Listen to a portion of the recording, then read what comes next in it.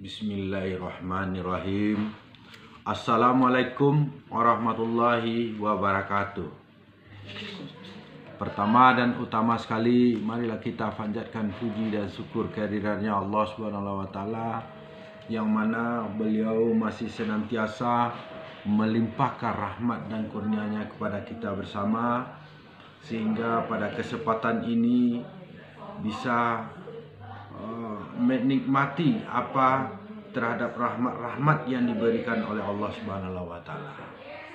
Selawat beriring salam tidak lupa kita tujukan kepada arwah Nabi besar kita, yaitu Nabi Muhammad SAW. Baiklah, sebelum saya membacakan atau menyampaikan tata tertib atau aturan-aturan yang berlaku di SMK 2 Gunung Talang, saya akan memperkenalkan diri saya terlebih dahulu, yaitu nama saya adalah Hardi Mansah, yaitu guru matematika di SMK 2 Gunung Talang. Kemudian disiplin, menyangkut dengan tata tertib adalah berkaitan sekali dengan apa yang namanya itu disiplin. Disiplin merupakan kemampuan yang dimiliki oleh seseorang atau siswa, yaitu kemampuan yang dimiliki oleh siswa untuk taat dan bisa mengendalikan diri agar tetap mematuhi aturan yang telah dibuat atau aturan yang telah disepakati bersama yang ada di sekolah atau di SMK 2 Gunung Talang. Hasil dari disiplin tersebut sangat diharapkan oleh banyak orang, terutama bagi siswa yang terpelajar. Apa itu manfaatnya disiplin? Sangat banyak. Terutama akan bersikap positif, berkelakuan baik, bermanfaat bagi diri sendiri dan bermanfaat bagi orang lain serta lingkungan di sekitarnya. Jadi disiplin ini sangat positif sekali manfaatnya, tetapi perlu pengendalian diri. Ini yang kendalanya, pengendalian diri, atau ini tantangannya, mampu mengendalikan diri terhadap aturan-aturan yang telah ditentukan atau yang disepakati oleh kita semua. Kemudian, apa contoh disiplin bagi siswa? Yang pertama, disiplin di rumah. Dengan orangnya disiplin atau dengan siswa disiplin, di rumah akan membantu orang tua dia. Kemudian akan bermanfaat bagi familinya. Yang jelas, taat aturan di rumah, membantu orang tua, mengerjakan PR sesuai dengan jadwal yang diberikan oleh guru di sekolah, kemudian mengerjakan apa-apa yang diperintahkan oleh orang tua. Jadi dengan hidup disiplin sangat bermanfaat sekali di rumah. Yang kedua, disiplin di jalan raya. Dengan dengan siswa disiplin, dia akan menggunakan helm standar dalam mengendarai sepeda motor, kemudian tidak ugal-ugalan di jalan raya, kemudian berjalan kaki di sebelah kiri. Itu salah satu tanda-tandanya orang disiplin atau siswa yang disiplin. Yang ketiga, disiplin di sekolah. Disiplin di sekolah, datang tepat waktu, tidak membuang sampah sembarangan, berpakaian sesuai dengan ketentuan yang sudah ditentukan oleh sekolah, dan bersikap sewajarnya sebagai siswa dan berpenampilan yang sebaik-baiknya. Nah, itu contoh-contoh daripada disiplin. Jadi orang disiplin akan banyak disenangi oleh orang lain. Jadi sebelum saya sampaikan apa itu tata tertib, apa saja tata tertib yang berlaku di sekolah atau di SMK 2 Gunung Talang. Yang pertama,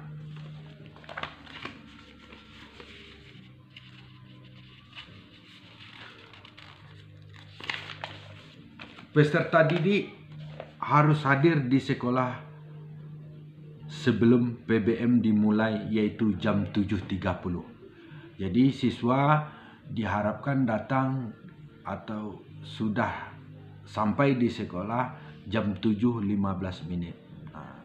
Sebab jam 7.15 menit itu kita sudah berkumpul di lapangan upacara untuk melaksanakan apel pagi.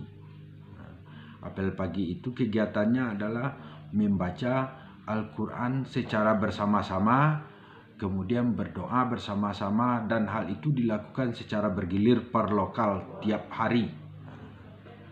Jadi siswa diharapkan membawa Al-Quran masing-masing siswa, dan kemudian kita bersama-sama membaca Al-Quran dan berdoa bersama-sama, baru masuk lokal setelah melakukan pengecekan atau pengambilan absen di lapangan apel pagi. Dan diharapkan siswa tidak ada yang terlambat. Itu salah satu kedisiplinan tadi dari aturan. Yang kedua, peserta didik harus berpakaian seragam sesuai dengan ketentuan. Hari Senin sampai dengan hari Selasa, berarti 2 hari, siswa berpakaian putih abu-abu. Tidak ada yang warna lain, yaitu hari Senin, hari Selasa berpakaian putih abu-abu, lengkap dengan atribut, lokasi, nama siswa, dan lambang OSIS. Kemudian yang kedua, hari Rabu berpakaian seragam pramuka. Jadi hari Rabu seluruh siswa berpakaian pramuka. Kemudian hari Kamis berpakaian seragam praktek jurusan. Nah, nanti pakaian praktek jurusan disesuaikan dengan jurusan apa, masing-masing jurusan ada pemasaran, ada akuntansi, ada TAV. Jadi sesuai dengan jurusan masing-masing nanti ditentukan apa model seperti apa pakaian praktek jurusan itu. Nanti setelah siswa mulai sekolah tatap muka nanti akan disampaikan, kemudian akan diberikan contoh, dan dibuat. Apakah itu buat masing-masing, bisa berkelompok, atau sekolah yang membuatkan, kita nanti tanggung jawab siswa untuk membelinya. Kemudian hari Jumat adalah berpakaian seragam muslim. Jadi kita hari Jumat berpakaian seragam muslim sesuai dengan syariat kita sebagai orang muslim, kita berpakaian muslim. Kemudian hari Sabtu baru berpakaian olahraga. Nah, diingatkan hari Sabtu berpakaian olahraga. Jadi pakaian olahraga itu dipakai di hari Sabtu dari pagi sampai pulang. Kemudian tidak dibenarkan memakai pakaian olahraga di jam PBM lain, dalam proses pembelajaran lain, kecuali ketika olahraga dan di hari Sabtu. Kalau misalkan jadwal olahraga di hari Senin atau hari Selasa, Kamis, Jumat, Rabu, jam praktek olahraganya, berarti kita harus membawa pakaian 2 setel. Kecuali hari Sabtu. Kalau hari Sabtu cukup 1 setel pakaian olahraga saja. Tapi kalau lain daripada hari Sabtu, kita terpaksa membawa baju lain di hari 1 setel lagi. Karena pakaian olahraga dipakai ketika jam PBM olahraga. Tidak dibenarkan di jam pembelajaran yang lain. Kemudian selanjutnya warna jilbab. Warna jilbab peserta didik putri menyesuaikan dengan pakaian seragam yang dipakai waktu itu. Jadi kalau hari Senin, Selasa, pakaian jilbab perempuan memakai warna putih. Kalau seragam pramuka hari Rabu itu memakai jilbab coklat. Kemudian kalau seragam muslim jilbabnya adalah putih dan tidak dibenarkan memakai jilbab yang instan, yaitu jilbab, istilahnya jilbab sorong, tidak dibenarkan karena bisa saja terlalu pendek untuk kita gunakan atau tidak mencerminkan kedisiplinan. Jadi tolong ikuti aturan yang sudah ditentukan. Jadi hari Senin dan hari Selasa pakai jilbab warna putih sesuai dengan baju. Kemudian hari Rabu kita memakai jilbab coklat. Hari Kamis dan Jumat kita memakai jilbab warna putih. Kemudian 3. Peserta didik harus memakai sepatu yang berwarna 80% warnanya hitam. Jadi sepatu itu dibolehkan berwarna lain, hanya bisnya saja. Jadi rata-rata sepatu itu warnanya hitam, minimal 80% hitam. Jadi kemudian memakai kaos kaki pada saat berpakaian seragam putih abu-abu warna putih. Jadi hari Senin, Selasa itu warna kaos kakinya warnanya putih. Kemudian ketika berpakaian pramuka, warna kaos kakinya adalah berwarna hitam. Jadi ikuti warna yang sudah ditentukan. Nanti hal ini bisa ditindaklanjuti oleh guru. Bisa nanti ketika apel atau bisa didatangi ke lokal masing-masing. Akan dilakukan pemeriksaan terhadap aturan-aturan yang melanggar. Yang keempat itu peserta didik diwajibkan mengikuti upacara bendera setiap hari Senin. Jadi peserta didik itu wajib mengikuti upacara bendera setiap hari Senin. Dan itu dilakukan secara bergilir. Terkecuali bulan baru awal minggu pertama itu selalu yang melakukan upacara bendera adalah siswa yang anggota OSIS. Selain daripada itu kita lakukan bergilir setiap minggu per lokal. Jadi semua dapat jatah untuk mengikuti upacara pelaksana upacara bendera setiap minggunya. Jadi setiap minggu pelaksananya digilir per lokal. Dan berpakaian lengkap. Laki-laki ada dasi, ada peci. Jadi laki-laki pakai dasi dan peci. Kalau perempuan pakai laki-laki pakai dasi dan pakai topi. Pakai topi. Jadi perempuan hanya memakai topi saja. Jadi semua pakai topi, baik perempuan maupun laki-laki pakai topi. Kecuali laki-laki harus tambah dengan dasi. Kemudian yang kelima, peserta didik tidak dibenarkan membawa senjata tajam ke sekolah. Jadi peserta didik dilarang membawa senjata tajam ke sekolah, apapun jenisnya dilarang, sebab akan menimbulkan hal-hal yang negatif jika terjadi sesuatu. Jadi diharapkan ini tidak ada yang melanggar. Kemudian peraturan atau tata tertib yang keenam, peserta didik tidak dibenarkan merokok, minum minuman keras, narkoba, serta berjudi, baik itu di lingkungan sekolah maupun di lingkungan sekitar.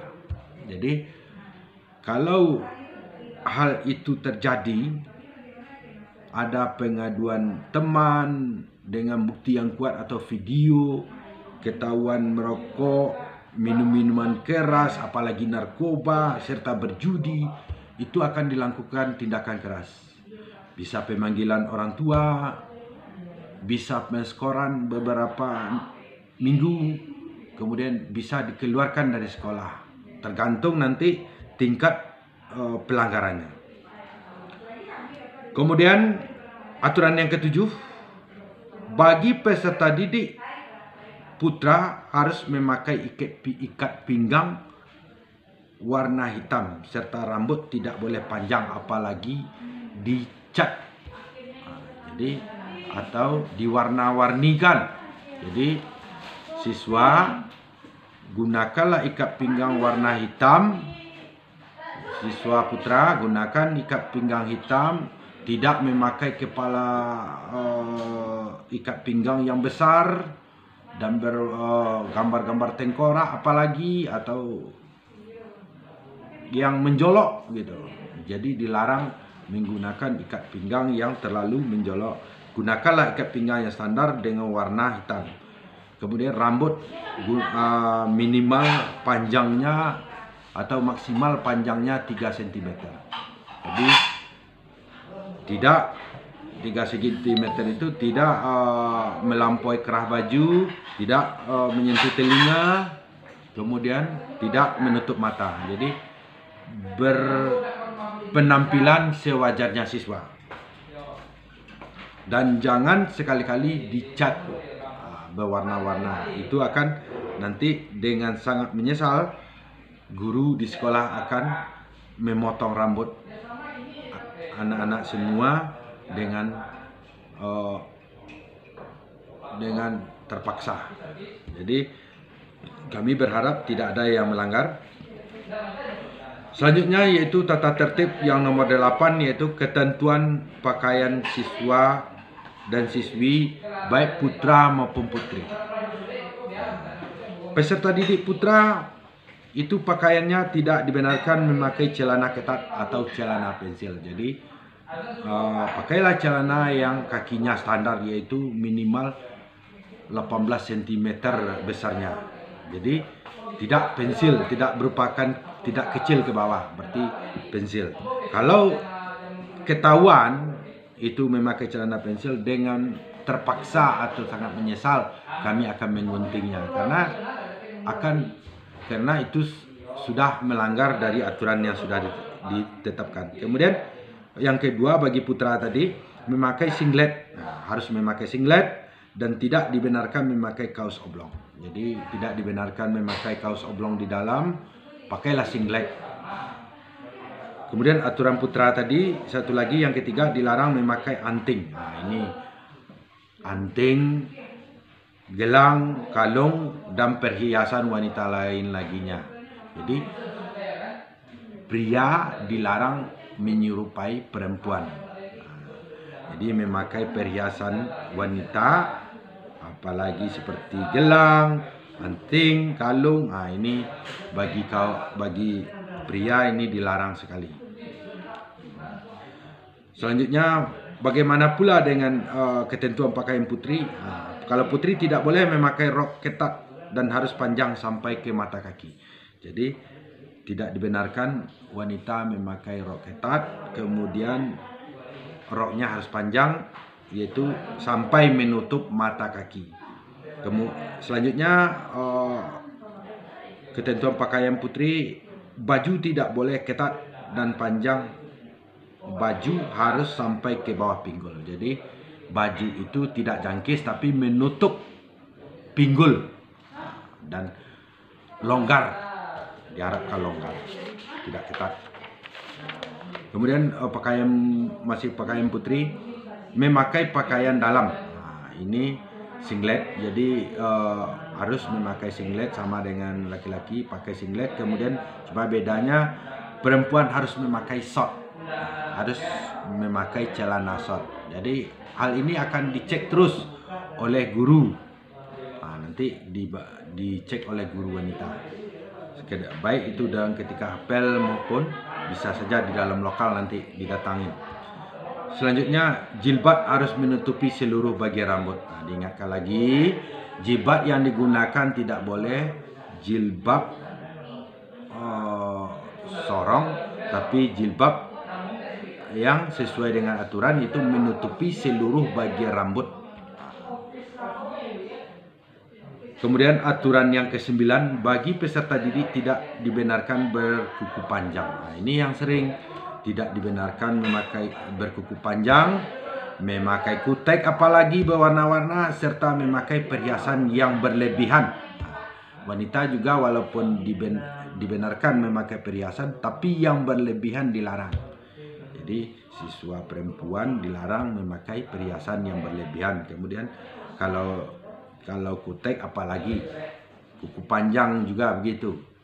Laki-laki juga ingat itu, banyak juga yang berkuku panjang, banyak juga yang memakai kutek, dilarang, tidak dibenarkan. Kemudian aturan ke-10, peserta didik dilarang membawa buku majalah yang berbentuk porno, video apalagi. Jadi ini merupakan tindakan asusila yang berbaur dengan buku serta video porno. Nah, ini dilarang. Jadi nanti apabila kedapatan, ini akan ditindaklanjuti secara keras oleh guru. Kemudian aturan yang ke-11 yang harus dipatuhi, peserta didik dilarang menerima atau membawa tamu dari luar sekolah kecuali ada izin dari pihak sekolah. Nah, ini disampaikan lagi, siswa, apapun kegiatan kita di sekolah, yang sering ini terjadi ketika kita mengadakan kelas meeting atau kegiatan-kegiatan olahraga lainnya atau kegiatan hiburan lain yang ada di sekolah, nanti dia mengajak temannya yang sekolah di luar ke sekolah kita. Ini akan bikin masalah. Jadi dilarang membawa teman ke sekolah kecuali, ingat, kecuali seizin guru piket. Siapapun tamu yang datang ke sekolah ini, atau yang kalian bawa ke sekolah ini, atau yang kalian panggil ke sekolah ini, harus melapor ke guru piket. Jangan langsung. Dan juga kalau orang tua ada keperluan dengan siswa, harus melapor dulu ke guru piket. Nanti guru piket yang memanggilkan siswa yang akan bersangkutan dengan tamu tadi. Jadi ada aturannya. Jadi tidak langsung saja.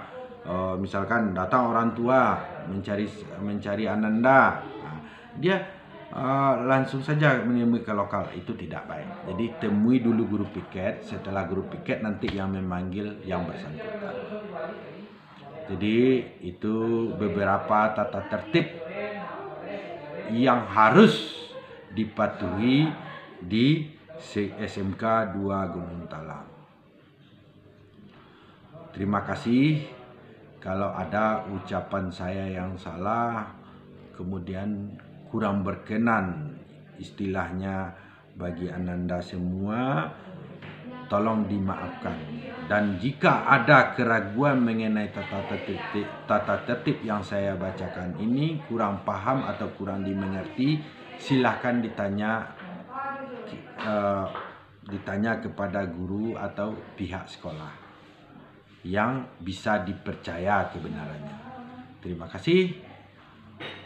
Assalamualaikum warahmatullahi wabarakatuh.